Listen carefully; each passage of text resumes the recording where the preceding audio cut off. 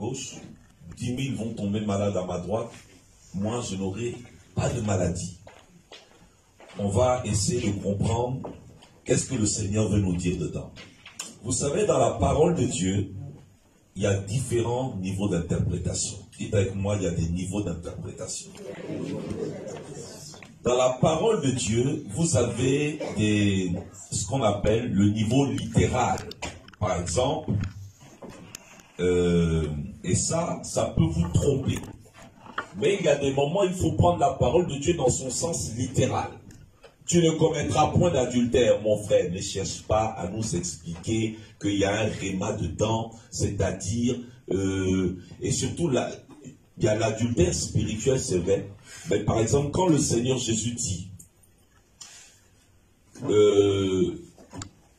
qu'on ne se sépare pas sauf pour cause d'infidélité, je ne commence pas à vouloir nous expliquer qu'il y a plusieurs niveaux d'infidélité. Donc au bout de 8 ans, j'ai constaté tellement d'infidélité, je divorce au niveau de ma femme ou de mon mari. Ça, c'est de la foutaise. Parce que l'infidélité, effectivement, ce que tu dis est vrai, mais dans ce que Jésus a dit, c'est faux. Là, il faut le prendre de manière littérale, parce que Jésus parle dans le contexte de l'adultère, et d'ailleurs, vous avez des versions de Bible qui disent sauf pour cause d'adultère. Donc c'est l'infidélité au niveau de l'adultère.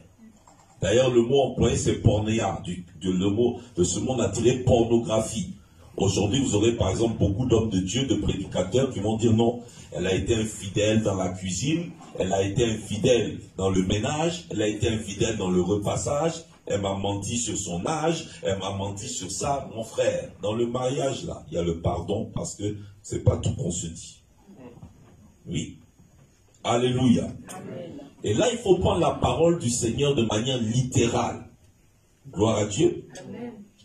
Il y a des moments où il ne faut pas la prendre de manière littérale, il faut l'interpréter.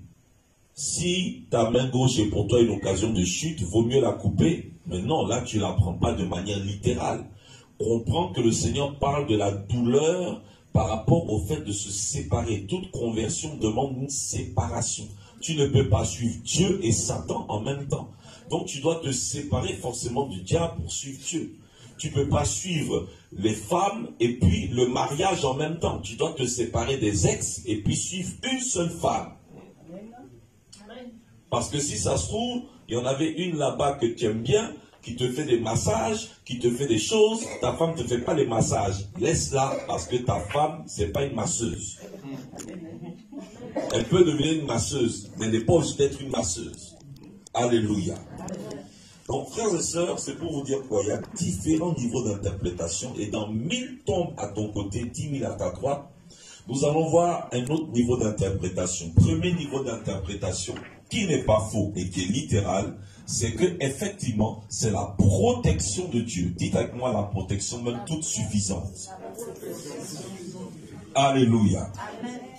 Mais il y a un second niveau d'interprétation qui est la représentation de la gauche et la représentation de la droite dans le monde des esprits. Dans le monde spirituel, prophétiquement parlant, la droite a une signification dans le langage de Dieu et la gauche a une signification dans le langage de Dieu. Et je vous dirais même que la gauche n'a pas une signification négative, toujours. Elle a parfois une signification négative, mais elle a parfois aussi une signification positive. Pour vous dire que le monde des esprits n'est pas un monde figé. Et beaucoup de gens ont une pensée figée par rapport à leur culture. Le monde, la même image peut représenter quelque chose de différent selon les temps et les circonstances. C'est pour cela que je n'aime pas les livres d'interprétation de rêves prophétiques. Parce qu'ils limitent beaucoup le Saint-Esprit. Dieu n'a jamais dit d'interpréter les rêves, les songes par rapport à ces choses écrites.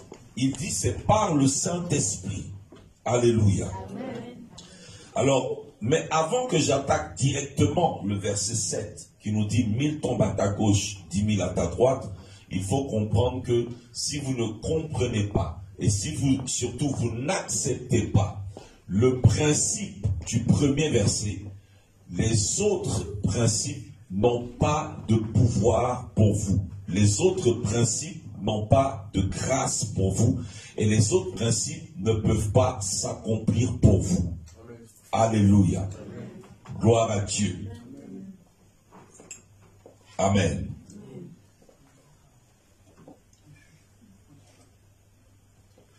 Alors je vais vous expliquer ça rapidement. Quelqu'un répète, celui qui demeure sous l'abri du Très-Haut repose à l'ombre du Tout-Puissant. Si vous n'acceptez pas ce premier verset, c'est comme les mathématiques. Qui s'en rappelle? Parfois à l'école on a fait des problèmes de mathématiques. Certains sont indépendants. Première question, 2 fois 2, 4. Deuxième question, 3 fois 6, 18. Troisième question, 4 fois 2, 8. Quatrième question, 5 fois 10, 50. Ça c'est bien, tu peux t'en sortir. Sur 10 questions, tu peux louper 5, tu en as 5, tu as au moins la moyenne, 5 sur 10, n'est-ce pas? Mais il y a certains problèmes de mathématiques, c'est une rédaction. L'entreprise a entrepris d'acheter 800 kilos de briques. Et dans ces 800 kilos de briques, ils ont prévu de n'en utiliser que 400. Et d'en préserver 400 pour l'année prochaine. L'année prochaine, 1000 kilos ont été rajoutés. Ça fait combien de kilos en plus? Maintenant, on vous dit, mais bizarrement, nous n'avons que 300 kilos. Combien de kilos ont été volés? Car l'entreprise a pour objectif, d'ici 2 ans, en produisant 10% annuellement de ce qui a été acheté sur la base de la première année, alors combien faudrait-il retrouver? Ah ouais, certains sont déjà perdus. Ça, c'est mes ans. J'ai fait comptabilité gestion en BTS.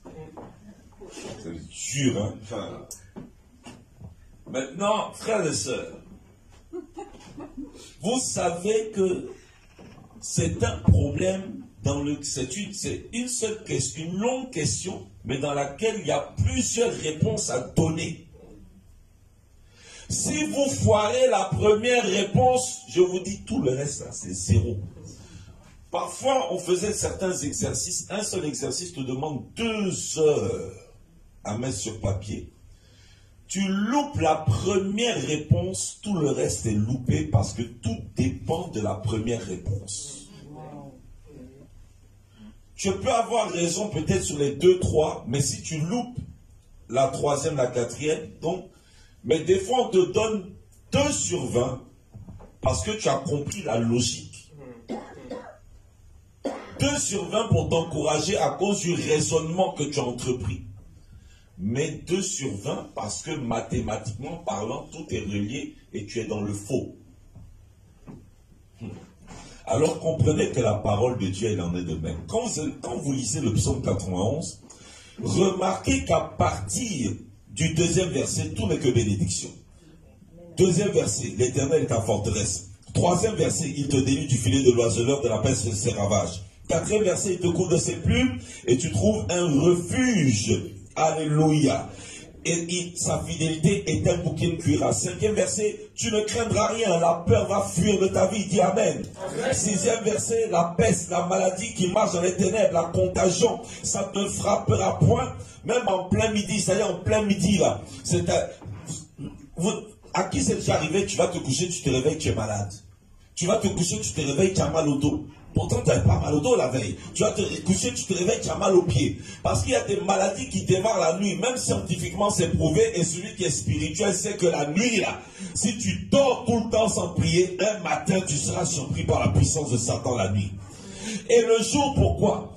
Pourquoi on a fait les gestes barrières? Le jour, il y a plein de gens. Ils ne toussent pas. Pourquoi tu tousses? Qu'est-ce qu'il y a?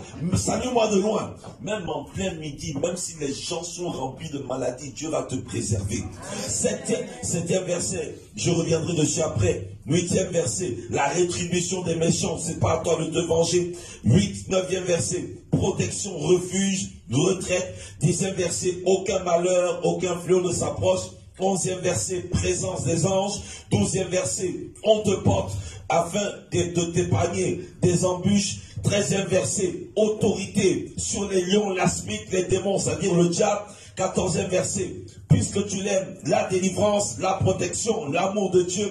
15e verset, l'invocation, la capacité à prier dans la détresse. 16e verset, rassasié de longs jours, c'est-à-dire tu vas au ciel. Vous voyez que ce ne sont que des bénédictions. Mais Dieu est un Dieu conditionnel. Dites avec moi conditionnel. Quand je dis conditionnel, même dans la condition, c'est la grâce.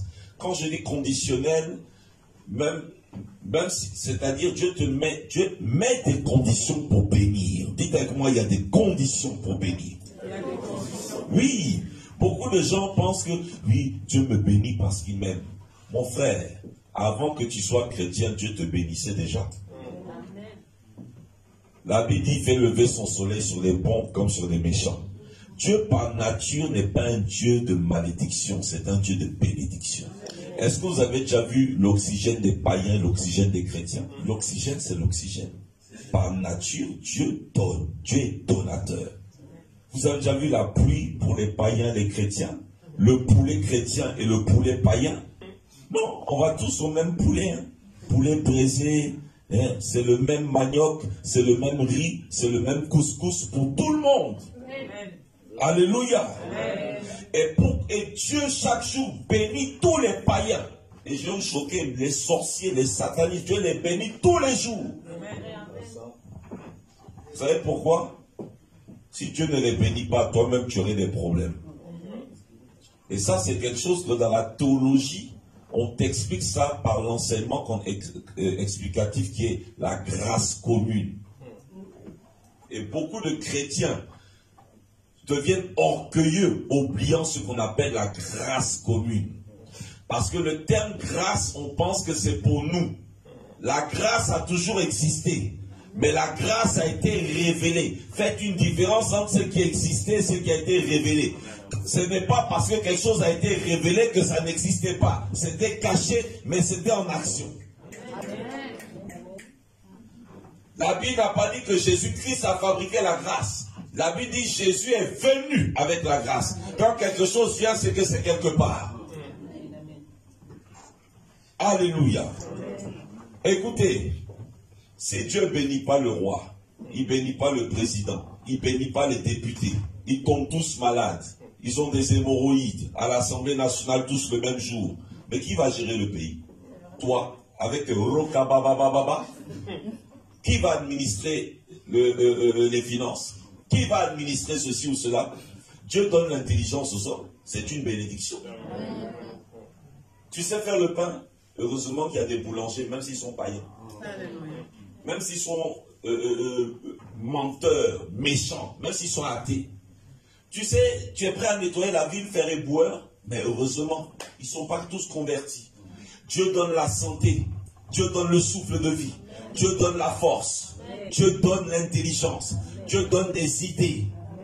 Il y a des moments même, Dieu sait que certains chrétiens sont tellement paresseux. Je vais te donner une idée là, tu ne vas même pas aller travailler. Il vaut mieux que je donne l'idée aux païens, il va aller faire une invention qui va aider la terre. Amen. Celui qui a inventé l'électricité, il était chrétien. Celui qui a inventé l'avion, il était chrétien. Celui qui a inventé l'hélicoptère, il était chrétien.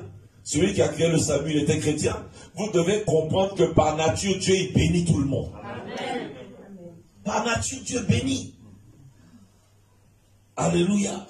Mais il y a des bénédictions. Donc quand c'est comme ça, il n'y a pas de condition. C'est pour ça que je dis tout repose sur la grâce. Mais il y a des bénédictions. Si tu ne remplis pas les conditions, crie de minuit jusqu'à minuit, fais 24 heures de prière. Tout ce que nous vous faisons faire pour vous motiver, qui sont très bien, vous n'aurez rien du tout. Ça, je ne vais pas vous mentir. Alléluia. Opération 24 heures de prière. Opération prière. Moi-même, je fais ces choses. Opération prière de minuit, le milieu de la nuit, ton Dieu agira. Mon frère, moi, j'ai fait ma part. Si toi, tu es rebelle à Dieu, là, ne viens pas me chercher pour dire que je t'ai menti. Alléluia. Alors il dit ceci, quelle est la condition? Celui qui demeure. Dites avec moi, demeurer. Alors je vais vous expliquer rapidement ce que ça veut dire. Demeurer vient d'un mot hébreu, seter. Dites avec moi, seter. Seter veut simplement dire refuge, lieu caché, couverture. La Bible d'Arbi dit, celui qui habite dans la demeure secrète. Demeurer veut dire habiter. Dites avec moi, habiter. Alors, quand on habite quelque part, c'est qu'on vit quelque part. C'est ton adresse. C'est ton domicile. Et beaucoup de chrétiens, quand ils vont par exemple réciter le psaume 91, je vous dis, les psaumes, c'est pas la magie. Et les gens aiment beaucoup les psaumes dans les temps de combat, les temps d'adversité. Vous allez voir quelqu'un, il est dans le combat, il ne va pas aller lire les épîtres, il ne lit pas les évangiles, il ne lit pas Apocalypse, il ne lit pas l'épître aux Hébreux, il ne lit pas Exode. Mais qu'est-ce qu'il y a? Psaume, je veux le bonheur, psaume 23. Et les sorciers m'ont attaqué, psaume 37, saisis la lance et le javelot, envoie ça là-bas. Oh, j'ai besoin de protection. Oh, psaume 91. Oh, je dois voyager. Psaume 121. Béni soit mon départ. Béni soit mon arrivée. Ça là, on est en train de transformer la Bible en Harry Potter. Tu connais rien de Dieu. Oh, si tu veux voyager, c'est tel psaume. Tu veux te marier, c'est tel psaume. Tu veux avoir la victoire sur tes ennemis, c'est tel psaume. Tu veux avoir il y a le coronavirus. Oh, psaume 91. Oh, le psaume 91. Hey, il a tellement marché pendant le corona. Frère, parfois la Bible est devenue un grimoire. Donc je vous dis la vérité. Et les gens utilisent ça, ils ne sont même pas convertis. Tu leur demandes Jésus c'est qui? La grâce, ça veut dire quoi? Ils sont à l'église, aucune base spirituelle. Tu manges la Sainte Seine, pourquoi? On t'a baptisé. Ton baptême dans l'eau, ça veut dire quoi? Il ne comprend rien. Mais c'est lui qui connaît tous les psaumes d'attaque, de contre-attaque, de défense. Alléluia. Or, habiter, frères et sœurs, quand tu vas chez ton ami, tu rends visite à ton ami. Mais tu as ta maison. N'est-ce pas?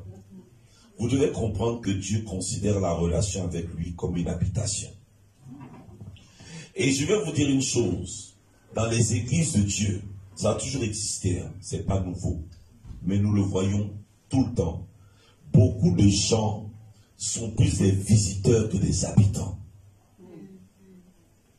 L'église ne sauve pas. Mais l'église doit être la représentation de ce que Dieu veut sur la terre. L'église doit être la représentation, même en termes relationnels, entre nous, de ce que Dieu est dans le ciel et de ce qu'il veut sur la terre. Vous allez voir même dans les églises, quelqu'un peut venir 2 mois après il disparaît. Nous, on le vit tout le temps. Tout le temps. Quelqu'un peut venir, il fait 6 mois, du jour au lendemain, il disparaît. Il n'y a pas de revoir. Moi, je suis devenu maintenant très intransigeant sur ça. Même il y a des gens qui ont vu le changement. Il y a un moment, on s'est dit, ça suffit. J'ai dit, même, va dire que je n'ai pas d'amour, ce n'est pas mon problème. Parce que les actions d'amour sont là. Mais il faut respecter le Seigneur. Il faut me respecter. Et il faut respecter les frères et sœurs. Oui. Moi-même, par exemple, à l'église, j'ai interdit. Tu es venu à l'église, tu m'as appelé. Tu as bouffé mon temps. 1 heure, 3 heures, 5 heures, 8 heures. Si je cumule, peut-être 18 heures, 24 heures de téléphone. Le soir, la nuit, il fallait te consoler, il fallait prier pour toi. On t'a rendu visite. À ce moment-là, tu demandais les entretiens, les face à face, les vis-à-vis. Le jour où tu pars, c'est un texto. J'ai dit, je ne suis pas une administration, hein. Je suis un homme avec un sang et des sentiments. Quand on va s'énerver, oh l'homme de Dieu, il faut avoir la maîtrise de soi. Lui, il a eu la maîtrise pour rester et puis parler aux gens pour dire au revoir. Mais je n'ai pas insulté quelqu'un. On vous enseigne la politesse. Et il y a trop d'impolitesse dans les églises. Quand il s'agit de la prière, quand il s'agit de la cure d'âme, quand il s'agit de la délivrance, quand il s'agit des démons qui attaquent, là tout le monde va venir, bonjour pasteur, bonjour prophète. Mais quand il s'agit de partir là, mais gars, qu'est-ce qu'il y a? Même pour suspendre ta facture de téléphone, il faut que tu fasses un courrier recommandé. Or, la Bible dit, en vérité, ce texte-là, c'est terre. Ça ne veut pas dire demeurer comme ça. Ça veut dire habiter dans le sens d'un logement. Alléluia. Quand on dit sous l'abri, ça veut dire sous un toit. S'il pleut, tu vas être quelque part, une toiture, une maison. Ici, Dieu, et la version d'Arbi dit, celui qui habite dans la demeure secrète du Très-Haut logera à l'ombre du Tout-Puissant. Quand on dit tu cherches un logement, c'est quoi? Tu cherches une maison. Alléluia. Ça veut dire que Dieu veut créer d'abord une intimité avec toi. C'est ce que ça veut dire. Le psaume 91, c'est pour les hommes et les femmes qui recherchent d'abord l'intimité et tout le reste ne sera que des conséquences qu'ils peuvent réclamer auprès de Dieu. C'est pour cela que beaucoup de chrétiens sont déçus. Tu vas à la veillée, on t'a fait prière fatale, prière atomique, prière subatomique, prière de feu, prière, tempête de prière. Les églises aujourd'hui sont devenues, nous sommes très forts dans les slogans. Hier même là, votre mariage était terrible. J'ai tellement couru que même mon pantalon s'est déchiré ici. Que Dieu bénisse la bien-aimée qui est assise là-bas. Elle m'a sorti une épingle, MacGyver. Elle a filé à comment elle s'appelle la dame là? Mouna, que Dieu vous bénisse. Elle a filé à Intermarché, elle a ramené un couture. Pendant qu'elle est en train de me coudre, l'homme de Dieu est là. On entend, il est en train de finir. Je dis, il finit pourquoi? Alléluia.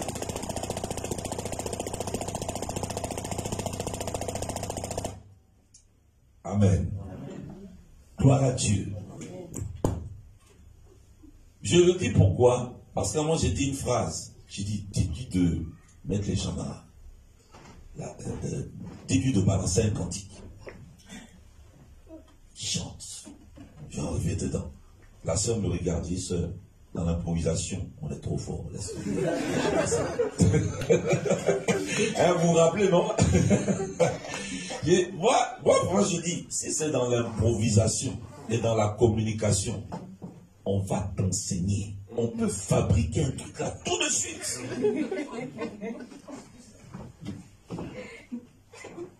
Mais l'improvisation, si tu n'as pas d'intimité avec Dieu, on peut faire toutes sortes de slogans dans les églises. Prière de rentrée scolaire, prière pour les jeunes, prière des retraités, prière des travailleurs. Mon frère, laisse tomber. On va te faire toutes les prières que tu veux là, on va fabriquer ça. Les départements même là, on va fabriquer toutes sortes de départements. Mais est-ce qu'il y a la relation? Est-ce qu'il y a l'intimité? Est-ce que tu considères cette église comme ta maison? Est-ce que tu considères cette église comme une adresse? Est-ce que tu considères cette église comme une famille? Et Dieu lui-même, est-ce que tu veux une relation familiale avec lui? D'abord Dieu. Amen. Alléluia. Amen. Et vous allez voir, même le Seigneur le dit. Parce que il dit, quand tu pries, entre dans ta chambre, ferme ta porte et prie ton Père qui est là dans le lieu secret. C'est terre. Parce que je vous ai dit que l'abri en question, le lieu, le refuge, la protection, ça veut dire c'est terre. Or, dans une maison, il y a des chambres. Donc, mais avant d'arriver dans une chambre, c'est d'abord la maison. Il n'y a pas de chambre à l'air libre. Alléluia. Donc quand Jésus parle de la chambre, il n'y a pas de chambre sans maison. Il faut avoir d'abord une maison pour qu'il y ait des chambres. Et il y a beaucoup cette mentalité d'individualité dans le corps de Christ.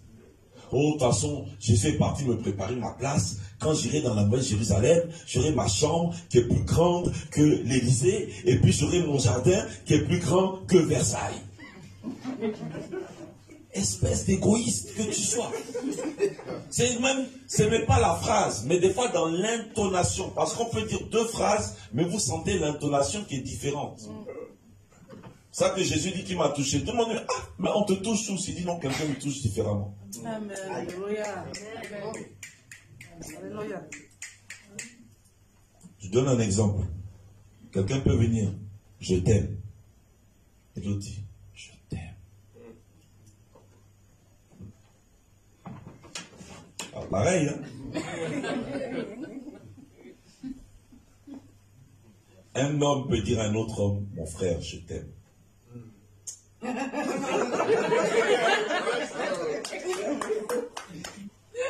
Mais des fois, ne nous mentons pas. Quand tu viens, tu vois la femme qui te fait battre là. On a vu ça hier ici. Je ne te promets pas le bonheur.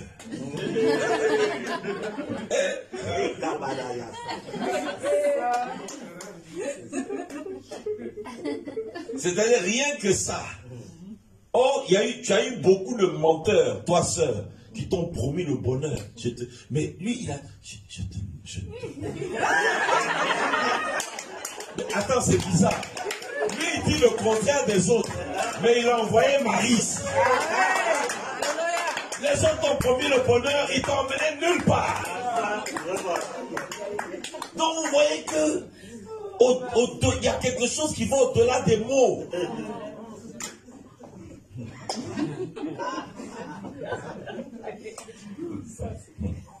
Alléluia. Alléluia. Gloire à Dieu. Donc, bien aimé, même le Seigneur dit, va mon peuple, entre dans ta chambre, ferme la porte derrière toi, cache-toi pour quelques instants jusqu'à ce que la colère soit passée. Dieu, c'est un Dieu, des fois, il dit, il faut fermer la chambre. Et, bien aimé, regardez, même quand on habite dans une même maison, des frères et sœurs, même père, même mère, tes propres enfants, surtout quand ils commencent à grandir, vous allez remarquer que toi-même, tu te donnes des restrictions vis-à-vis d'eux. De temps en temps, tu acceptes que c'est normal que les portes soient fermées. Même des fois, tu laisses la porte de ta chambre ouverte, à un moment tu la fermes. Pourquoi tu la fermes? Parce que tu as besoin de te retrouver seul avec toi-même. Il y a des choses qu'on ne peut plus voir de toi. Ta nudité, par exemple. Des fois même avec Dieu. Alléluia. Et c'est ça, le psaume 91 d'abord. Celui qui demeure dans l'intimité. Mais demeurer dans l'intimité des chambres, mais ça veut dire qu'il n'y a pas de chambre sans d'abord une maison. C'est pour cela qu'il faut être équilibré. Qui a déjà vécu avec des gens qui sortent jamais de leur chambre? Mais ça fatigue. Ça prend la tête. Dis-toi, attends, tu penses que c'est un hôtel ici? J'ai fait ça à 2 personnes, mon frère, attends, tu t'es trompé, hein. Ici, c'est pas une chambre d'hôtel. Hein. C'est une chambre de maison. Faites la différence entre chambre d'hôtel, chambre de maison. Chambre d'hôtel, on est de passage. Donc, on ne sort pas pour voir les gens. Chambre de la maison, c'est chambre de la famille. On sort de la chambre pour se parler. Amen. Quand tu vas dans ta chambre d'intimité, là, il faut savoir qu'on se retrouve dimanche. Devant Dieu, c'est obligatoire. Ce n'est pas que le dimanche, mais les jours de rassemblement.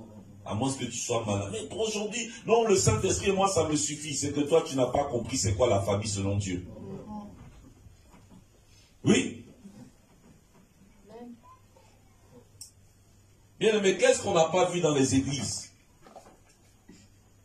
Bon, je sais qu'eux, ils sont différents. Ce n'est pas par rapport à ça. Un jour, il y a quelqu'un qui vient nous voir. Il dit, pasteur, on n'a rien. Je dis, comment ça? À l'époque, moi, je suis pasteur adjoint. Il dit, j'ai rien. C'est chaud. Aidez-moi, aidez-moi, aidez-moi. L'église s'est transformée en un seul homme pour aider le frère. Wow. Jusqu'au costume. Tout. La fête, nourriture, tout. C'était l'église. La salle, tout. L'endroit de la fête, l'église. Le gars, 2 mois après, il a disparu. Comment vous ne voulez pas que le pasteur dise plus jamais? C'est-à-dire, le pasteur n'a pas dit plus jamais on aide. On aidera toujours parce que les bêtises de quelqu'un ne vont pas changer le cœur. Mais, on adapte. Parce que Dieu n'est pas bête. Quand quelqu'un va venir, et vous savez des gens, ils vont dans telle église, et puis après ils changent d'église. Nous, dans notre église, c'était pas comme ça. Mais il fallait rester dans l'église où c'était comme ça. Si nous ici, on dit que quand tu es nouveau membre, c'est 6 mois d'observation. Ah, mais nous, dans notre église, c'est 2 mois. Mais va dans l'église où c'est 2 mois d'observation. Moi, j'ai dit qu'ici, c'est 6 mois d'observation. Je suis allé te chercher chez toi pour t'emmener ici avec un Kalachnikov. Vraiment. Qu'est-ce qu'il y a? Et puis, c'est là que tu parles à tout le monde à gauche. Bon, si dans ton pays, là, tu étais pasteur, prophète, apôtre des nations, ici, là, tu es frère. Amen. Si tu es révérend international, moi, j'ai pris la décision. Moi, j'ai donné l'occasion à 2 personnes, mais je le savais.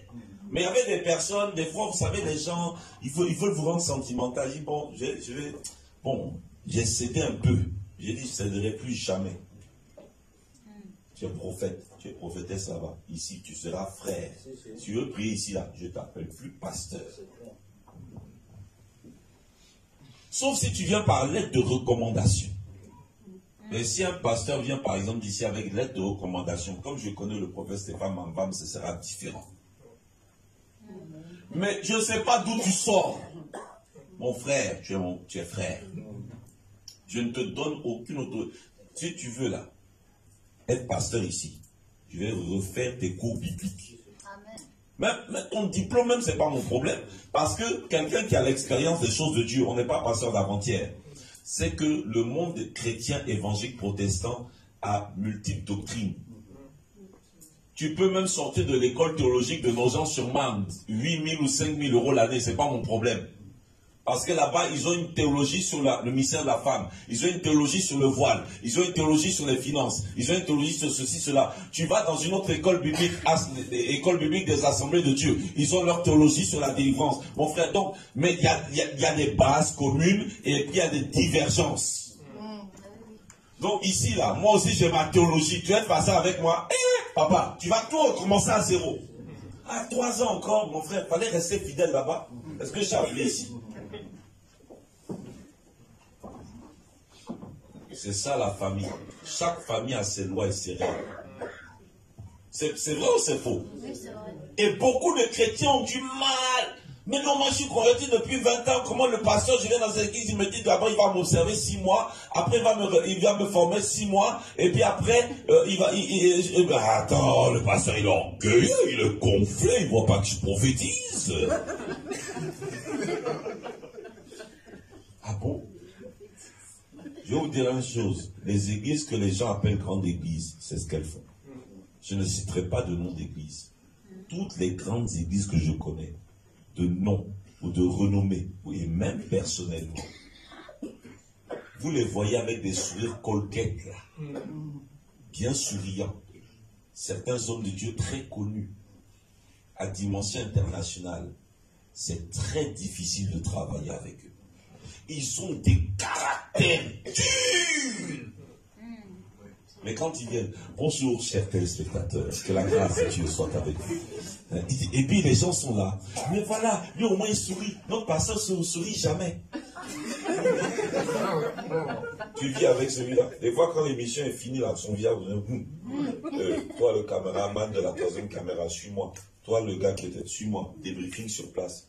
Excusez-moi, je vais parler un peu plus loin. C'est quelle merde vous m'avez foutu pendant l'émission là? Parce qu'ils ont un degré d'exigence en excellence qui est terrible. Certains, on te parle un peu là, on dit, ah mon frère, vraiment ton travail là, c'était pas trop bien. Le pasteur là, il sait même pas faire ce que j'ai fait et puis je dis non. Frères et sœurs, je parle même de vous ici. Hein. Parce que l'heure est venue, je vous donne cette prophétie. Le vide doit être rempli et la forme doit être embellie. J'ai entendu cette parole pour votre église. Le vide doit être rempli et la forme doit être embellie. Toute beauté demande de l'exigence. Regardez nos sœurs comment elles ont prié hier. 3 heures de maquillage. Demandez à la mariée. Il faut combien de temps juste pour ce moment-là?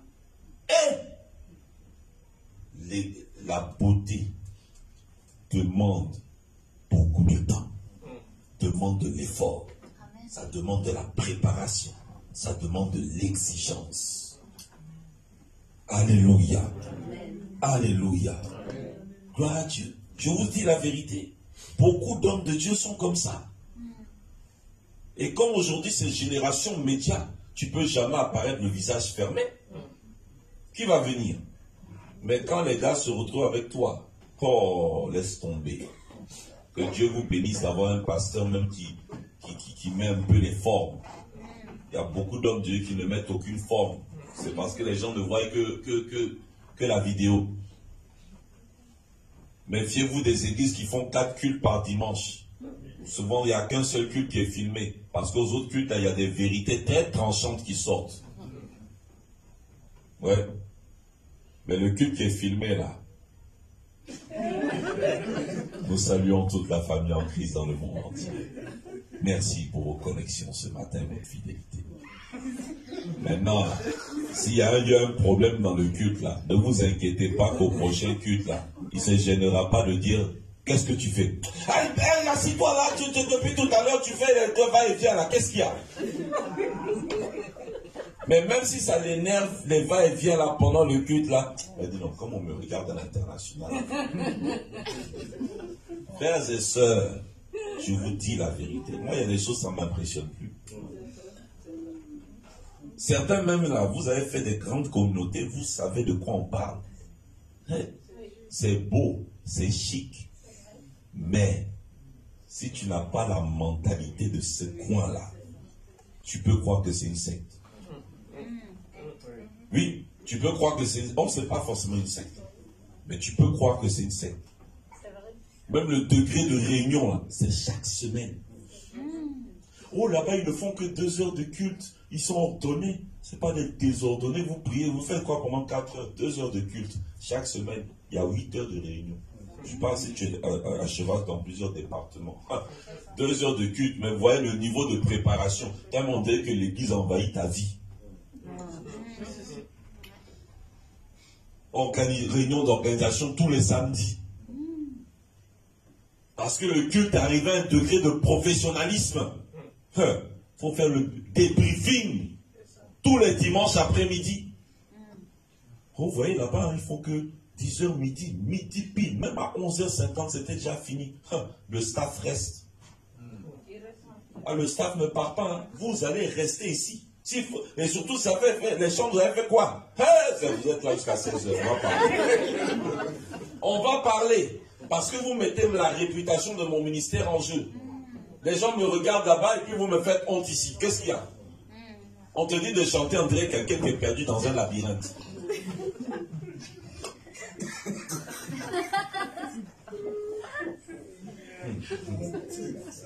La maison. Qui n'a jamais dit à ses enfants, maman, quand je suis allé chez tonton, là-bas il y avait les cornflakes tous les matins, il y avait les croissants. C'était chez tonton, ici c'est ici. Quand j'étais chez tonton, on dort à minuit, ici on dort à 21h. Quand j'étais chez tonton, je pouvais écouter telle chanson. Chez tonton, tu écoutes cette chanson. Chez moi, tu écoutes Jésus, oh, papa et... C'est vrai ou c'est faux? Et voici des choses qu'on accepte quand on est dans le monde, mais quand on rentre dans la famille de Dieu, on n'accepte pas ça. Et parfois, c'est comme ça même que, même s'il y a même les pasteurs ne sont pas parfaits, mais c'est comme ça que les gens mettent les pasteurs dans oh, l'autre pasteur a dit ça, l'autre pasteur n'a pas parlé comme toi, l'autre pasteur a parlé de comment il fonctionne ici.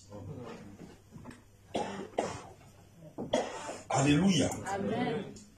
Alors, ça c'était la grande condition que je voulais mettre dans votre esprit. Est-ce que ça va? Amen. En quelques minutes, je vous parle de 1000 tombes à ton côté, 10 000 à ta droite. Parce que si vous ne remplissez pas les conditions d'un esprit de famille, dans toute famille, il y a un père, il y a une mère, il y a des grands frères, il y a des petits frères, il y a des petites sœurs, il y a des grandes sœurs. Mais il y a des choses qui ne marcheront jamais. Et moi-même, en tant que pasteur, il y a des choses que je ne fais pas. Mais j'ai remarqué que les gens se permettent de faire des choses dans les églises. Moi, même dans les problèmes de couple, il y a des choses... Bon, écoute frère, ça va. Bon, je n'ai pas trop besoin de connaître ça. Allons à l'essentiel. Le problème vraiment central. Ce n'est pas bon de trop rentrer toujours dans l'intimité des gens. Alléluia. Amen. Non, je ne te dis pas comment gérer ta maison. Tu ne vas pas me dire comment gérer l'église. Je ne te dis pas comment gérer ton travail. Tu ne vas pas me dire comment gérer l'église, toi avec un ton hautain bizarre. Vous comprenez? Tu peux me suggérer des choses, il n'y a pas de problème. Mais il y a la manière. Gloire à Dieu. Gloire à Dieu. Amen. Alléluia. Amen. Amen. Amen. Frères et sœurs, c'est très très important. Très très important. Développe, dis à ton voisin, développe l'intimité avec Dieu. Alors, une bénédiction, quand tu es dans cette intimité, quand tu es dans cette foi, quand tu comprends qu'il y a ton frère, il y a ta sœur, avec qui on doit être ensemble. Dans cette intimité, c'est la chambre, mais la chambre est forcément dans une maison, et dans la maison, il y a une famille, et quand il y a la famille, il doit y avoir des relations de famille. Il doit y avoir des relations d'autorité dans la famille.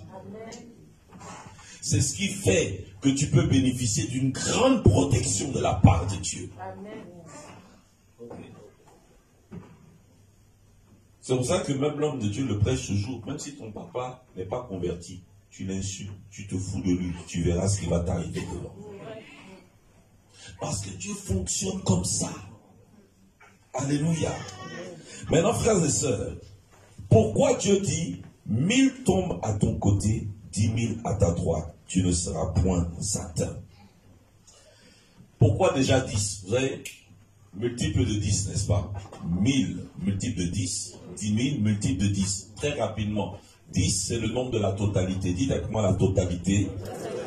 Alors, 10 c'est pas la malédiction. Parce que 10 dixième, je ne suis pas en train de vous dire de ne pas donner d'argent, mais je vous explique la profondeur de la parole de Dieu.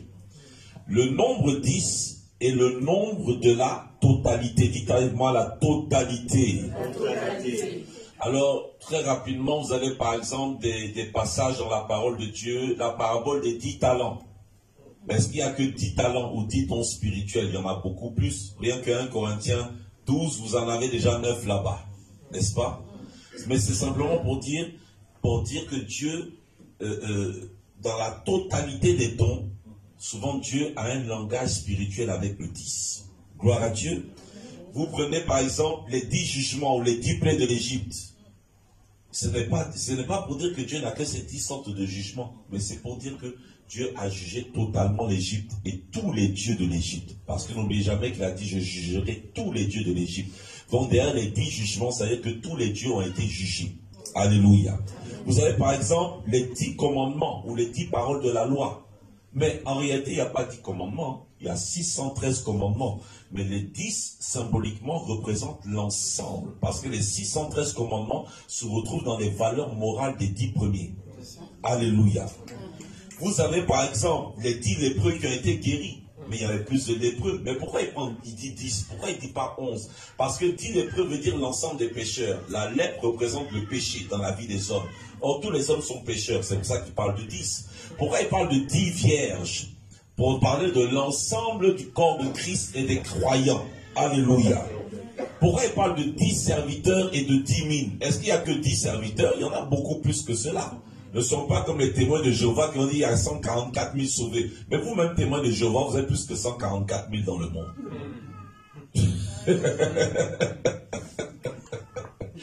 Alléluia. Amen. Alléluia. Je ne sais pas, vous prenez par exemple, on vous parle de 10 cornes. On vous dit les 10 cornes représentent 10 rois par rapport à la fin du monde, l'antichrist. Mais il n'y a pas que 10 rois ou 10 présidents. Mais c'est pour dire que l'ensemble des présidents seront dans un gouvernement mondial dirigé par la bête qui monte de la mer. Donc 10 représente la totalité. Donc quand on dit 1000 ou 10 000, c'est un symbole de totalité. C'est-à-dire même si le monde entier tombe devant toi, si toi tu mets ta confiance en moi et tu rentres dans la condition d'habiter sous ma parole, d'être en relation avec moi et de considérer que je suis un Dieu de famille dans lequel il y a des relations d'autorité et de soumission, alors je te donnerai une protection totale. Amen. Alléluia. Amen. Deuxièmement, 10 est le nom de la responsabilité. Parce que Dieu est responsable de la création, il y a 10 paroles créatives. Dieu est le responsable des jugements, il y a 10 paroles de jugement. Dieu est le responsable de, comment on appelle cela, de ton salut. Dieu est le responsable. Dieu est un Dieu responsable. D'ailleurs, vous allez voir dans le livre de Genèse, parmi les premières choses que Adam et Ève ont perdu, c'est le sens de la responsabilité. Dieu vient et dit, Adam, qu'as-tu fait? Pourquoi tu fuis? Il dit non, c'est-à-dire que la femme que tu as créée, il se déresponsabilise. Il met la responsabilité sur la femme. Il dit, ok, la femme, qu'est-ce qu'il y a? Pourquoi tu as donné le fruit? Il dit, hey, c'est pas moi, le serpent que tu as créé est venu me voir. Elle se déresponsabilise. Elle dit, autrement dit, c'est toi qui as créé la femme, c'est toi qui as créé le serpent. Dieu, regardez bien, lui maintenant il ne parle pas comme Adam et Ève. Il dit, ok, comme c'est moi qui ai fait tout ça, alors je prends la responsabilité de trouver un plan de salut pour vous. Amen. Dieu n'est pas le Dieu qui fuit ses responsabilités. Et beaucoup de chrétiens, même qu'on soit pasteur, père de famille, mère, époux, épouse, toujours, ah, c'est ma femme, ah, c'est mon mari, même parmi les chrétiens, ah, c'est le pasteur qui gère mal l'église, ah, un seul homme, c'est lui qui fait que les gens viennent pas. C'est un pasteur ou c'est un démon?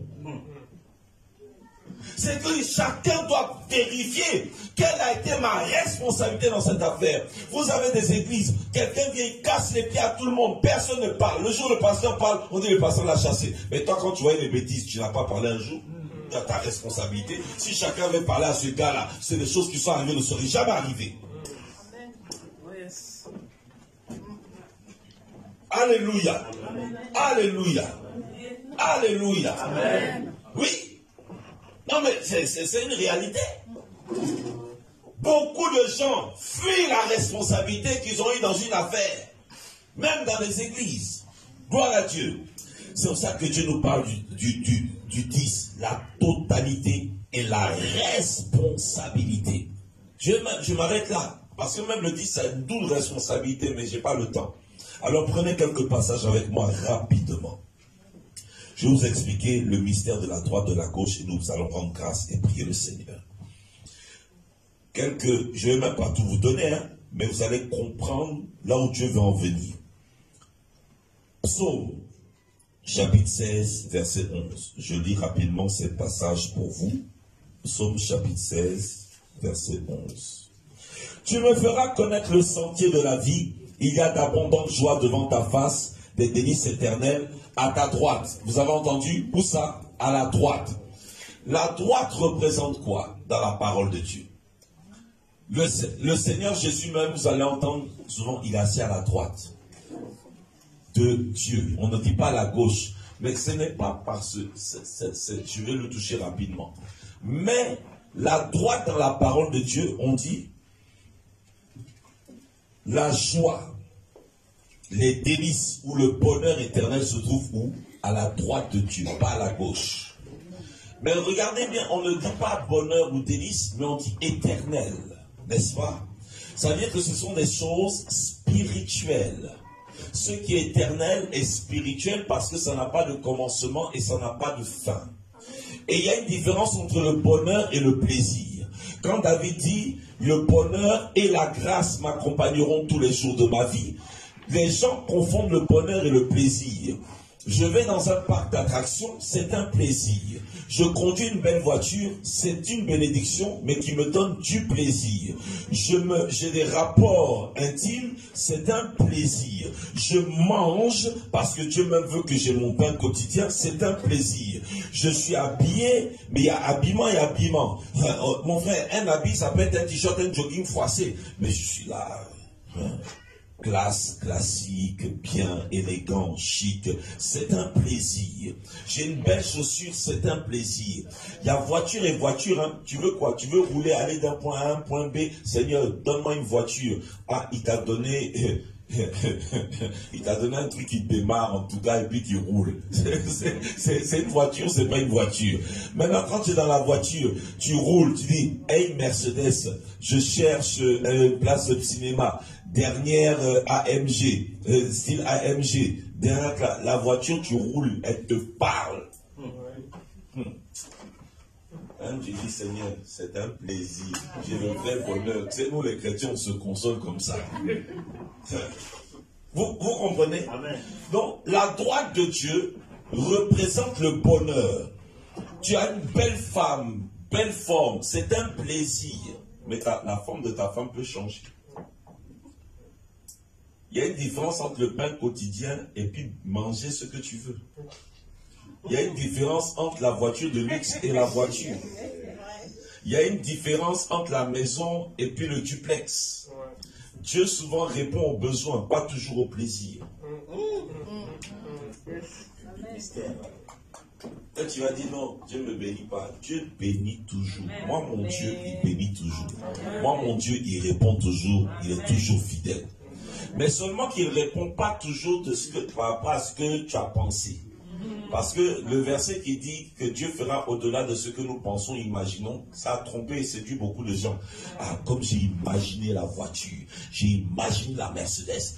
Au nom de Jésus, Seigneur, j'ai besoin d'une voiture. Mon frère, Dieu peut faire s'il voit que ça va te rendre orgueilleux.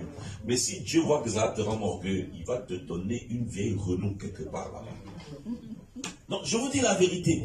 Dieu répondra plus aux besoins qu'à la convoitise. Parce que Dieu sait que tu en as besoin. Mais si Dieu voit que ça peut créer un danger ou que le temps n'est pas favorable, il te donnera selon ton besoin, mais adapté selon sa volonté. C'est pour ça qu'il faut toujours rendre grâce à Dieu. Alléluia. Le bonheur, c'est différent. Le bonheur, tu sais que ton Dieu est là. Alléluia. Avoir une belle femme, c'est bien, c'est un plaisir. Mais avoir une femme vertueuse, c'est un bonheur. La Bible n'a jamais dit celui qui a trouvé une belle femme. Oh, tout le monde dit que j'ai une belle femme. Excusez-moi. Avoir une femme qui se débrouille bien dans le lieu secret là, c'est bien. Mais un matin, elle va vieillir. Même au bout de 2 ans, en général, ça change chez les couples. Tu commences maintenant à prier. Que les regards de ma femme, que les regards de mon mari, toujours moi, toujours moi. Amen. Donc, ici, il s'agit de la paix et la joie que Dieu donne, que l'homme ne peut pas donner, que la terre ne donne pas. Alléluia.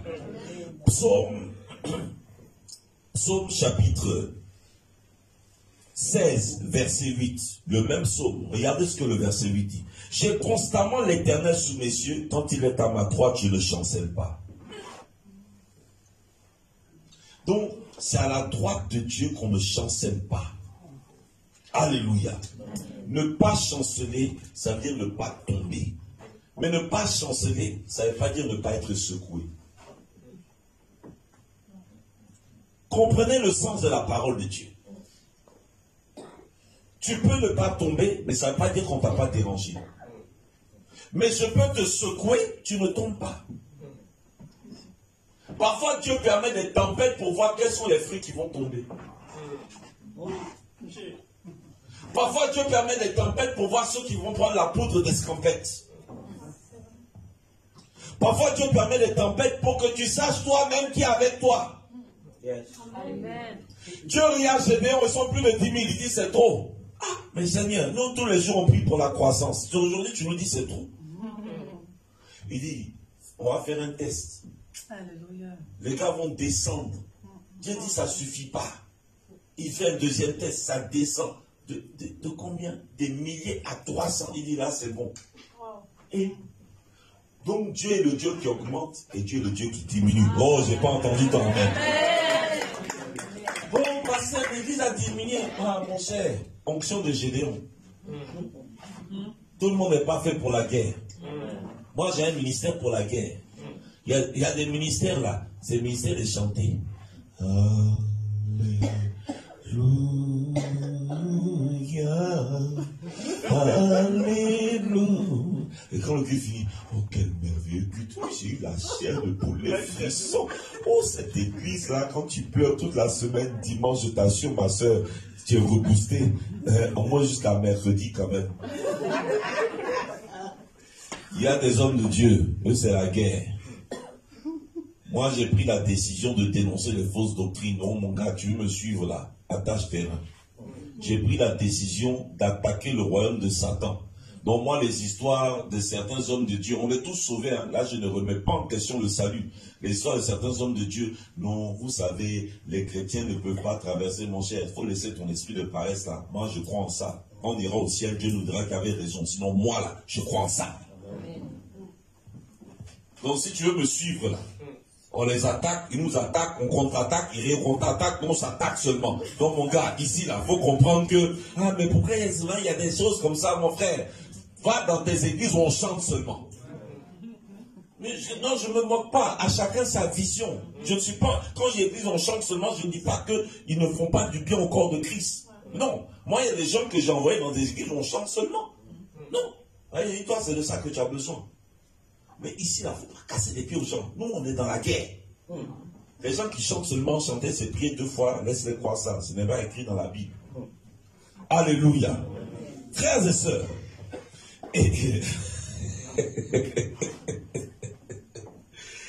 Alléluia. Bien-aimés, Dieu, là, il permet qu'on nous secoue, mais tu ne chancelles pas. La droite, c'est la stabilité. Amen. Et il dit, j'ai constamment l'Éternel devant mes yeux, à ma droite. La droite, c'est la capacité d'un homme à rentrer dans la contemplation. Vous savez, il y a la prière. Et dans la prière, là, il y a plusieurs types de prières, mais il y a un autre niveau qu'on appelle l'adoration, où tu ne demandes rien. Tu ne fais que élever le Seigneur, le bénir. Mais il y a un niveau qu'on appelle la contemplation. C'est plus que l'adoration. C'est l'adoration à un niveau élevé. C'est le niveau où tu ne parles pas. Tu contemples. Il y a des gens qui n'ont plus rien à dire. Ah, on dirait j'ai tout dit, hein, j'ai raconté tous les problèmes. Bon, c'est bon. J'ai mis le patron qui m'énerve en prière. J'ai mis les sorciers sous mes pieds. J'ai demandé l'argent. J'ai intercédé pour ma maman malade. J'ai prié pour les affaires de ma femme. C'est pas mauvais. Ça me c'est très bien l'intercession, tout. Mais on dirait que la prière, c'est un quota de sujets. On a accompli le quota. Et parfois, ils prient même 4 heures. Hein. Mais ces gens ne connaissent pas ce qu'on appelle la contemplation. C'est-à-dire, parfois, l'art de prier 2 semaines, tu ne demandes rien. Même des fois, tu ne dis rien. Mais tu contemples. C'est que même tu es dans une sainte imagination. Tu imagines les arbres. Tu ouvres tes yeux, tu dis la lune là. Mon Dieu l'a fait. Le soleil, c'est mon Dieu qui l'a fait. Tu penses à sa grandeur. Tu penses à sa puissance. Tu penses à son immensité. Et puis tu restes là, tu ne penses que comme ça. Et tu dis, je n'ai besoin que de toi. Seigneur, je ne sais pas, mais je n'ai même pas envie de demander quelque chose. Et tu restes là 1 heure, 2 heures. Ça, on appelle ça la contemplation. Est-ce que quelqu'un commence à comprendre déjà ce que la droite signifie? La droite représente des choses spirituelles. Dites avec moi spirituelles. La Bible dit quand quelqu'un est en Christ, il cherche les choses d'en haut, où le Christ est assis à la droite de Dieu. Et regardez, et où est-ce qu'il met le plus grand nombre? C'est à droite. 10 000 tombent à droite. Alléluia. La droite va représenter la force. Psaume 110, verset 1. La force, l'autorité, la domination. Alléluia. Oh, j'entends pas ton amen. Oh, ça c'est le week-end de la fatigue du mariage. Assieds-toi à ma droite jusqu'à ce que je fasse de tes ennemis ton marche-pied. La droite, c'est la capacité à dominer. C'est pour ça que vous pouvez prendre un pasteur. Mon gars, il n'a pas d'argent, mais il peut te corriger le démon là qui te fatigue, toi qui lui apportes 3 fois la dîme. Parce que la droite représente ce qui est purement spirituel. La droite ne représente pas la domination financière. La droite ne représente, parce qu'il y a plusieurs types d'autorité de domination. La droite représente toute domination, autorité, force, mais dans le spirituel. Alléluia. Alléluia.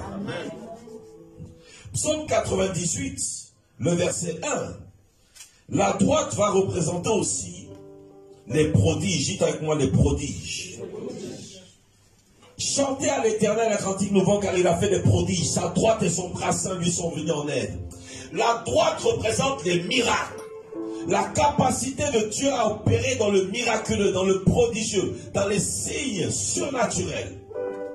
Alléluia. Mon frères et sœurs, dans tout ce que je vous dis de la droite, est-ce que vous voyez l'argent? Est-ce que vous voyez la voiture? Est-ce que vous voyez la maison? Est-ce que vous voyez le mariage? Est-ce que vous voyez la percée? Est-ce que vous voyez l'entrepreneuriat? Ça n'existe pas. Mais quand tu es en Christ, tu cherches les choses en haut. Les païens cherchent les choses en bas. Dieu bénit les païens. Dans la Bible, Jacob, patriarche et prophète, a béni Pharaon, qui est lui-même une image de Satan.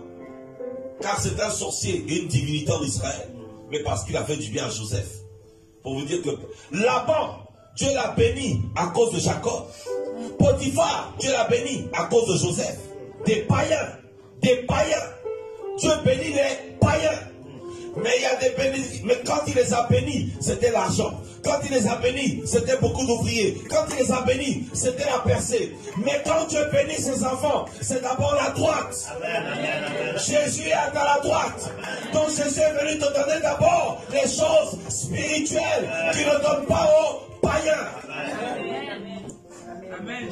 Quand dans une église, on est là, mais depuis que je suis en Jésus, le mariage, la voiture, les documents, les papiers, la régularisation, parce que tu n'as pas compris que Dieu commence d'abord à la droite. Et la droite ne représente que les bénédictions spirituelles qu'aucun païen ne peut avoir.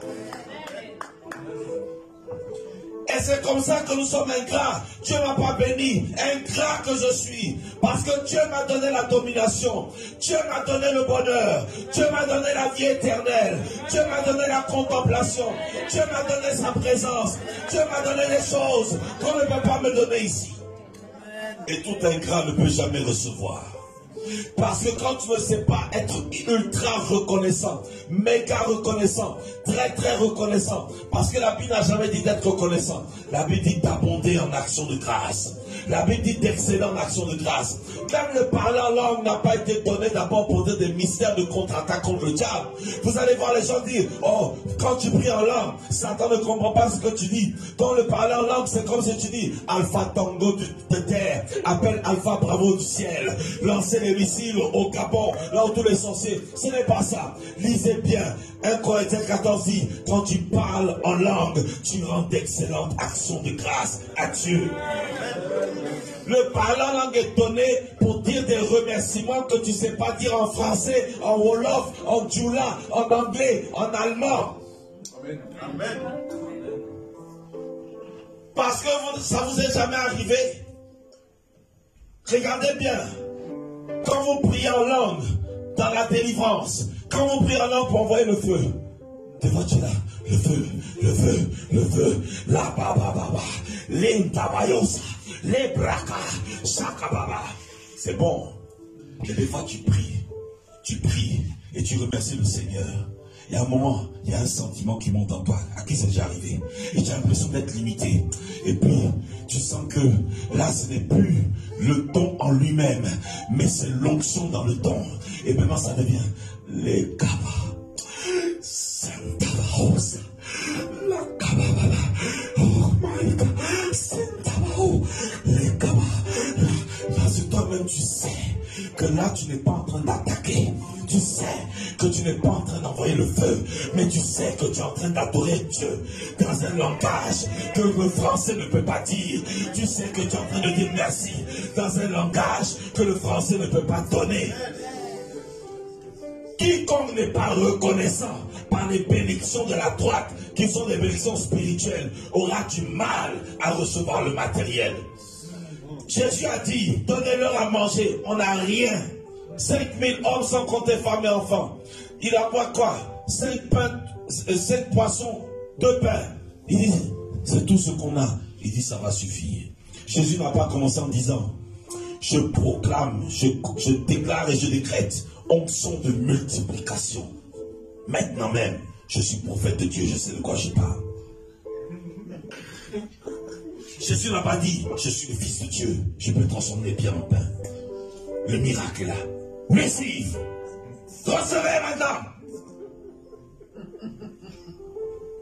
Jésus a pris le pain. Il a pris le poisson. Il dit, même si c'est un peu, je te rends grâce. Même si ma maison est petite, je te rends grâce. Même si les gens disent que mon église n'est rien, je te rends grâce. Même si les gens disent que mon pasteur ne ressemble à rien, je te rends grâce. Même si les gens disent que mon groupe musical vaut rien, je te rends grâce. Même si les gens disent, mais depuis votre église ne grandit pas, je te rends grâce. Parce qu'on a vu dans ce pays, on a vu dans les nations, des églises qui étaient à 1000 membres, qui sont devenues 80 et qui ont fermé. Moi là, dans mes 30, je me débat, je ferme ça. On a vu des gens, des hommes de Dieu qui ont fait des miracles, qui ont perturbé la ville de Paris pendant 5 ans. Ils ont disparu dans la nature. La police les recherche actuellement. Moi au moins, par la grâce de Dieu, je me maintiens. Alléluia. On a vu des gens être utilisés dans l'onction avec des paroles de connaissance extraordinaires. Aujourd'hui, dites-leur de profiter sur un moustique, il n'y a rien qui sort. Donc laisse-moi avec mes paroles de connaissance, il y a quelqu'un qui est ici. Tu ne forces pas. Il vaut mieux faire ça que d'aller toucher le fétiche ou la magie. Il a rendu grâce. Quand tu sais remercier, tu multiplies. Et d'un coup, les poissons se multiplient. D'un coup, rendez grâce pour le pasteur que Dieu vous a donné. Rendez grâce pour les chants. Rendez grâce pour la prophétesse. Rendez grâce pour le prophète Stéphane. Rendez grâce pour le foyer. Rendez toujours grâce à Dieu. Rendez grâce pour le peu d'amis que vous avez. Rendez grâce. Même tu es pasteur, les gens se moquent de tes fidèles. Ah, toi, tu n'as pas beaucoup de fidèles. Toi, tes fidèles n'ont pas beaucoup de voitures. Ah, moi, j'ai des fidèles. Merci pour mes fidèles de 2 poissons et 5 pains. Amen. Oh, mais toi, tes enfants, là, ils n'ont pas beaucoup réussi dans les études. Merci parce que j'ai des enfants. Il y a des gens qui ont les études, ils n'ont pas les enfants. Oh, toi, ton mari, là. Tu as plus d'argent que lui. Hein? Tu as plus de diplômes. Ah, moi, j'ai un mari.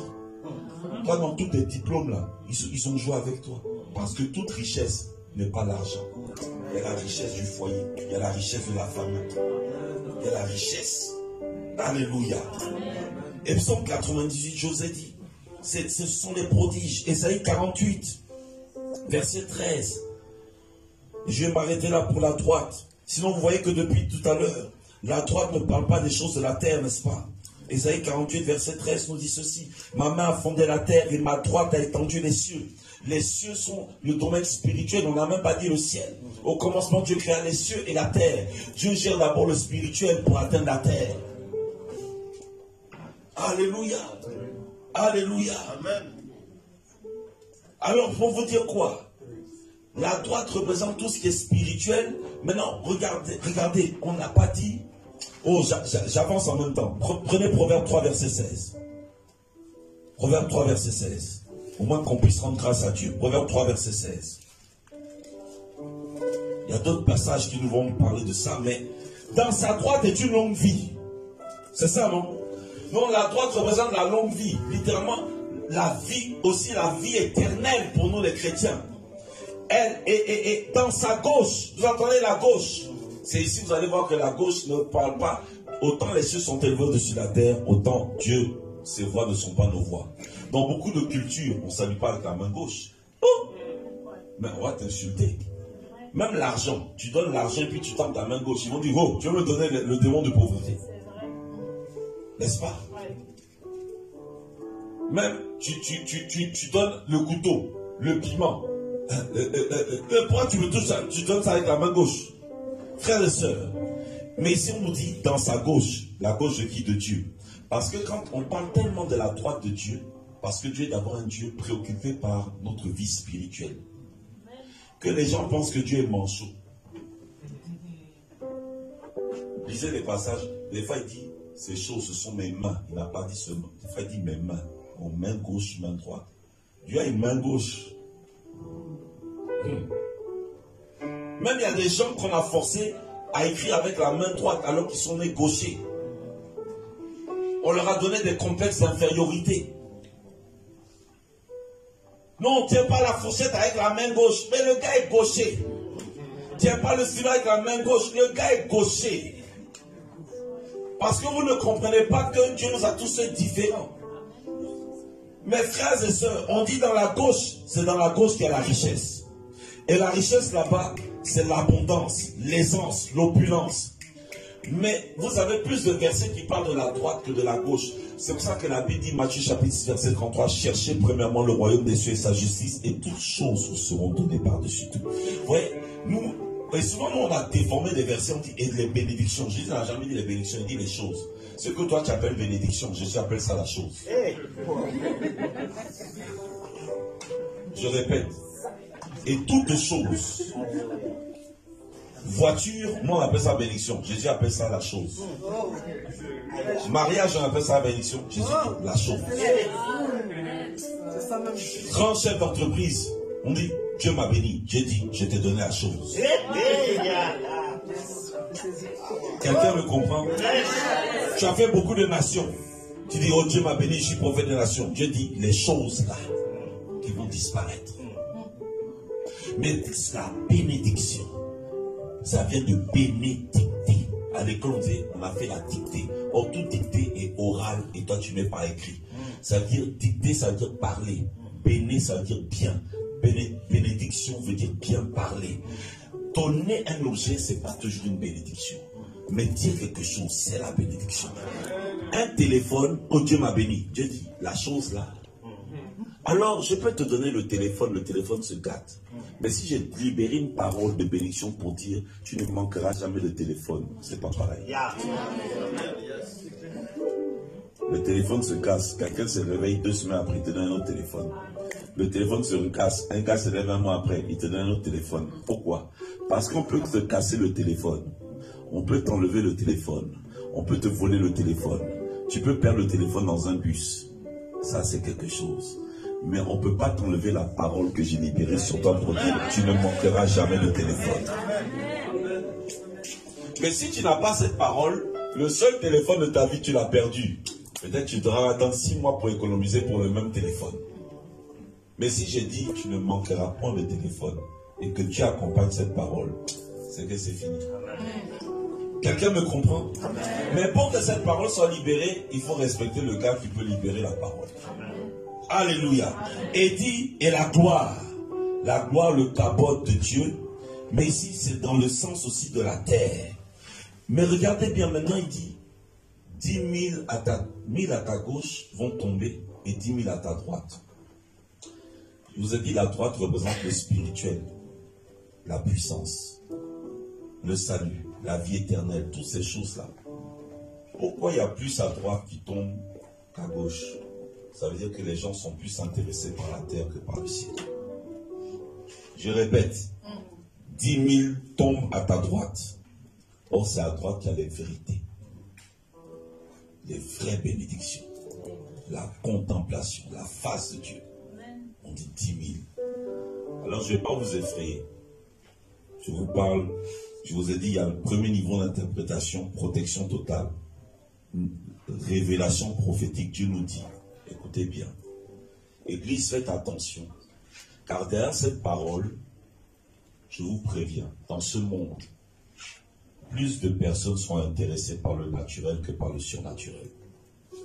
Plus de personnes sont intéressées par les choses de la terre que par la bénédiction d'en haut. C'est pour cela que 10 000 vont tomber à droite.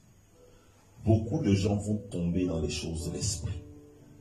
Beaucoup de gens vont bien commencer par le Saint-Esprit et finir par la chair. 1000 c'est beaucoup, mais c'est peu par rapport à 10 000.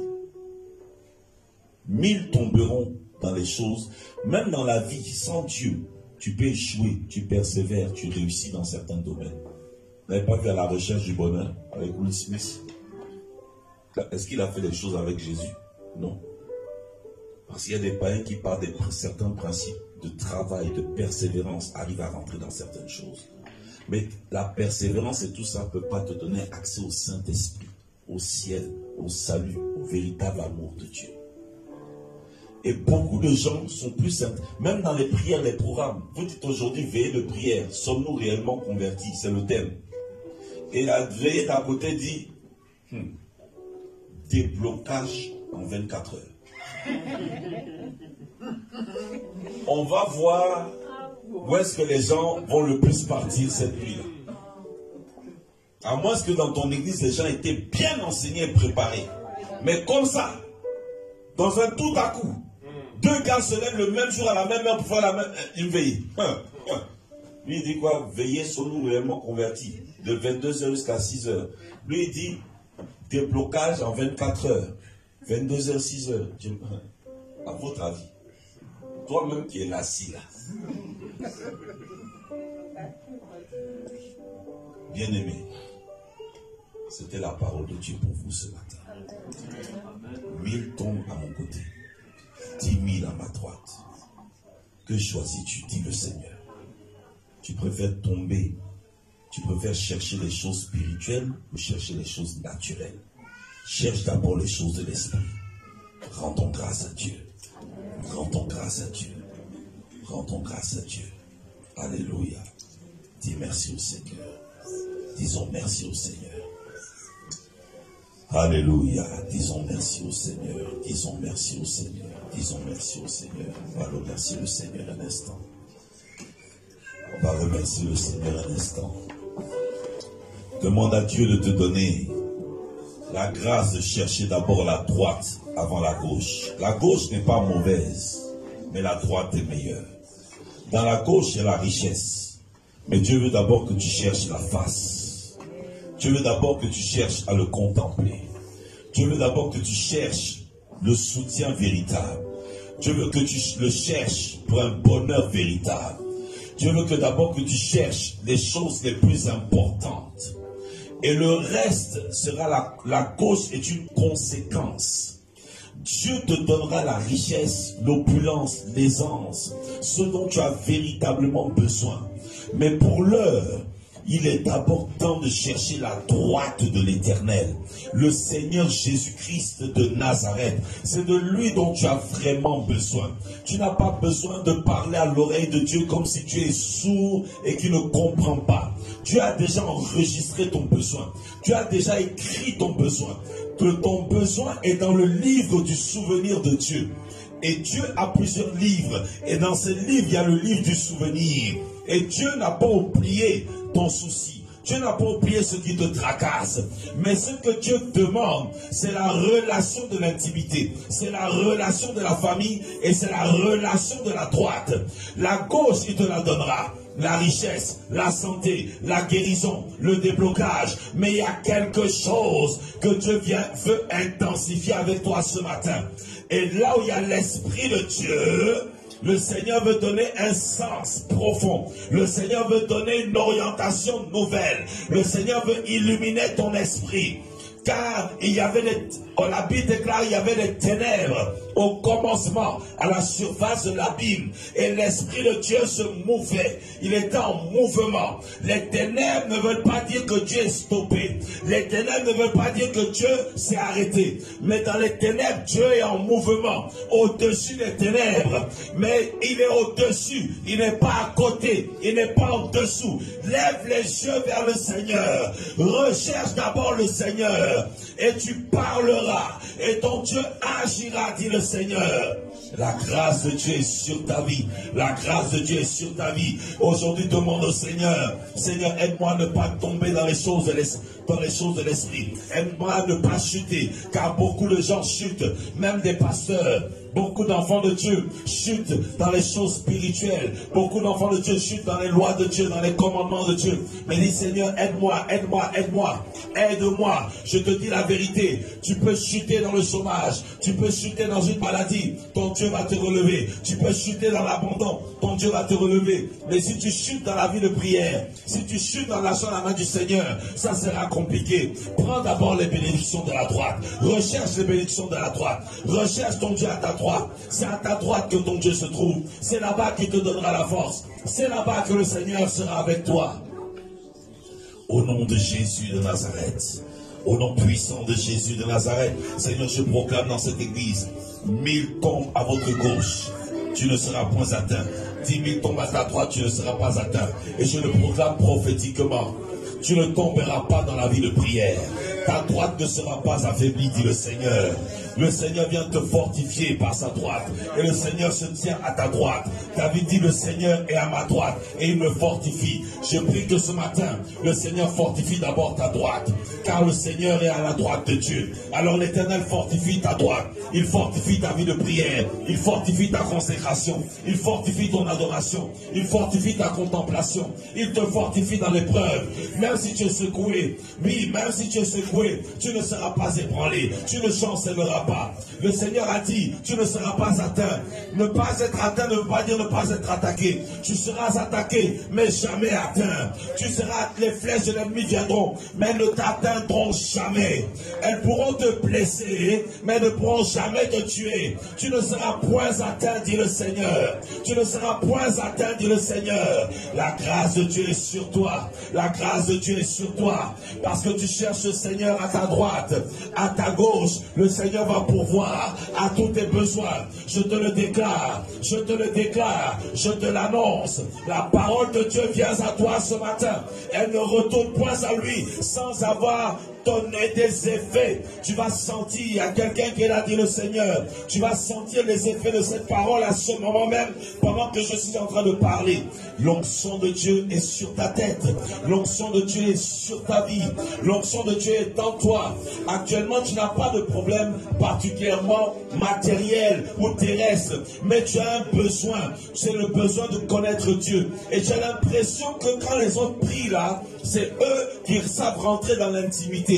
C'est eux qui savent connecter leur esprit au Seigneur. Mais voici la parole de Dieu. Tu vas connaître dans les jours qui viennent l'onction de l'Éternel, la face de l'Éternel, la présence de l'Éternel. Et ça commence ce matin. Ça commence ce matin. Il y a un couronnement de gloire qui va s'activer sur toi. Tu vas connaître la gloire d'en haut avant de connaître la gloire d'en bas. Tu vas connaître une révélation particulière de la parole de Dieu. Dieu ouvre ton esprit. Le Seigneur Jésus ouvre ton esprit. La Bible que tu tiens dans ta main, quand tu vas l'ouvrir, dit Dieu, tu vas la comprendre différemment. Il y a une onction d'intelligence. Il y a une onction de sagesse. Il y a une onction de discernement. Il y a une onction de révélation. Dieu ouvre tes yeux spirituels. Tu auras l'impression que les versets deviennent vivants parfois pendant que tu les lis. Tu auras l'impression que les versets te parlent pendant que tu les lis. La Bible ne sera plus une rédaction. La Bible ne sera plus une histoire. Mais la Bible sera la vie pour toi. La Bible va devenir une épée dans ta bouche. Au nom de Jésus de Nazareth. Au nom puissant de Jésus de Nazareth. Le bien-aimé qui est là en lunettes, l'Esprit de Dieu me montre un appel au service dans votre vie. Et je vois dans mon esprit, c'est comme si vous avez traversé l'océan pour venir servir Dieu dans cette nation. Et je vois dans mon esprit, comme si je vois l'avion qui est parti d'une terre africaine. Je vois vers le milieu de la... sur le... comment on appelle ça? Vous voyez la carte, le continent africain, je ne vois pas précisément le milieu. C'est comme si vous avez... Et le Seigneur va vous donner une mission pour le travail, une mission pour son œuvre. Mais dans cette mission pour son œuvre, je vois beaucoup, la patience devra être grande. La patience devra être grande, frère. Dieu vous demande beaucoup de patience. Les prophéties sont vraies. Les prophéties sont réelles. Mais la patience, Dieu travaille dans le temps. Vous ne serez pas le même homme dans le temps. Dieu va énormément transformer votre caractère. Parce que vous avez déjà une grâce, une onction sur votre vie. Je vois même la grâce des guérisons. La grâce de la guérison est rattachée à votre appel. Mais Dieu veut travailler énormément dans un changement de caractère. Je vois dans l'esprit, le Seigneur me dit, dis-lui, je lui ai donné énormément de grâce, énormément de révélations. Mais moi, l'Éternel, je dois travailler dans le temps. Afin de te garder de l'orgueil, mon fils. Afin de te garder de l'orgueil, mon fils. Alléluia. Bénissons le Seigneur, bénissons le Seigneur, bénissons le Seigneur. Bénissons le Seigneur. Au nom de Jésus, la sœur qui est là, c'est pas Dieu. Moi, je bénis. Elle m'a épargné la honte hier, sœur. Il faut venir. Il faut venir. Il failli rentrer ici avec mon caleçon rouge dehors. Ma soeur, il faut t'arrêter là. Lève les mains. Au nom de Jésus de Nazareth. Seigneur, tu as permis que ses yeux se tournent vers moi. Je prie que tes yeux se tournent vers elle. Au nom puissant de Jésus de Nazareth. Je ne sais pas ce que cette femme a pu faire de bien, mais ça a touché mon cœur. Elle n'était pas obligée de partir, revenir. Je ne l'ai jamais vue. Au nom puissant de Jésus de Nazareth. Père, je la bénis ce matin. Ce que son cœur désire, ce que son âme désire, ce que son sang désire, ce qui était bloqué spirituellement ou matériellement. Je viens avec la clé de David, la clé de la royauté. Cette clé, nous l'avons parce que tu es en nous. Christ en nous, l'espérance de la gloire. Christ qui détient la clé royale. Christ a les clés de la mort et du séjour des morts. Mais il a aussi la clé de David. La clé de David, ce n'est pas les clés de la mort. La clé de la mort, c'est pour empêcher la mort de venir avant le temps. La clé de la mort, c'est pour empêcher la mort de te prendre. La clé de la mort, c'est pour t'empêcher de rétrograder. Mais la clé de David, c'est pour t'ouvrir la porte par laquelle tu ne pouvais point entrer. Quelle que soit la porte qui ne t'avait pas été ouverte, je l'ouvre ce matin dans ta vie. Je l'ouvre ce matin dans ta vie. Va et prends les mets qui sont derrière cette porte. Va et réjouis-toi derrière cette porte. Va et sois rassasié derrière cette porte. Va et sois vu derrière cette porte. Que cette porte ne te cache plus. S'il y avait un verrou de fer sur cette porte, je brise ce verrou de fer. S'il y avait un cadenas sur cette porte, je casse ce cadenas. Et je proclame que cette porte soit ouverte. Au nom de Jésus de Nazareth. C'est sa fille qui est là? Oui, sa fille. Viens s'il te plaît. Viens s'il te plaît. Au nom puissant de Jésus de Nazareth. Viens au nom de Jésus. Seigneur, que sa fille soit bénie. Seigneur, je proclame que la grâce soit sur sa fille. Au nom de Jésus de Nazareth. Que les bénédictions de ta mère soient tes bénédictions. Que la grâce de ta mère soit ton héritage. Au nom de Jésus de Nazareth. Que les combats de ta mère ne soient jamais tes combats. Que les épreuves de ta mère ne soient jamais tes épreuves. Va au-delà de ta mère. Va plus loin que ta mère. Car tel est le désir de ta maman. Au nom de Jésus de Nazareth. Là où ta mère a été trompée, que tu ne sois jamais trompé. Là où ta mère a été bafouée, que tu ne sois jamais bafoué. Que de génération en génération, que à partir de ton histoire, que les yeux de ta mère voient que l'alliance est vraiment demeurée forte dans la vie de sa fille. Au nom de Jésus de Nazareth. Vous êtes bénis ce matin. Vous êtes bénis ce matin. Au nom de Jésus de Nazareth. Est-ce qu'on peut acclamer le nom du Seigneur? Alléluia. Alléluia. Je m'arrête là à cause du temps. Avec Dieu, je m'arrête là. On va respecter le temps. Les gens sont fatigués. Hein? Gloire à Dieu. Amen. Gloire à Dieu. Acclamons le roi des rois. Amen. Amen. Amen. Que le Seigneur soit célébré. Amen.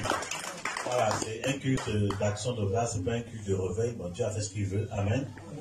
Mais je parle pourquoi que prophète Steve, je dis il faut que on fasse des programmes. Il vient 3 jours ensemble. Après on va à Paris. Donc il m'a pas donné la réponse, mais il faut lui parler après. Il dit prophète, il faut qu'on fasse le programme. Amen. Voilà, bon, on veut secouer la France par la puissance de l'évangile. Alléluia. Voilà, il faut qu'on le fasse vraiment. Donc là, parce qu'il est fatigué un peu. Voilà, c'est le Saint-Esprit, mais je sais que quand il est en forme là, l'enfer tremble. Amen. Que le Seigneur soit béni. Amen. Amen. Voilà, sans plus tarder, on va faire nos offrandes tout simplement et on va faire des annonces et on va rendre grâce à Dieu. Alléluia. On va laisser vous reposer. Amen. Donc, on va faire nos offrandes.